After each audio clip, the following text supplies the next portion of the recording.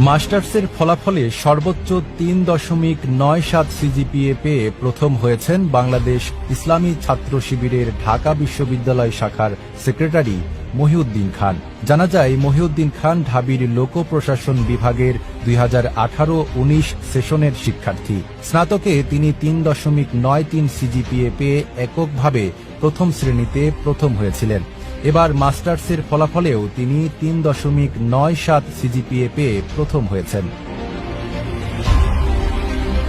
ফলাফলের বিষয়ে মঙ্গলবার নিজেই ফেসবুকে দেওয়া এক পোস্টে এমন কথা জানিয়েছেন তিনি। ফেসবুক পোস্টে মহিউদ্দিন খান লেখেন, আলহামদুলিল্লাহ, আলহামদুলিল্লাহ, আলহামদুলিল্লাহ। মাস্টার্সের শুরুটা সহজ হলেও মাঝামাঝি সময়ে এসে জুলাই আন্দোলনের নিশ্চয়তা অনিশ্চয়তার দোলাচলে মাস্টার্সের জার্নিটাও অনেকটা অনিশ্চিত হয়ে উঠেছিল বলা চলে।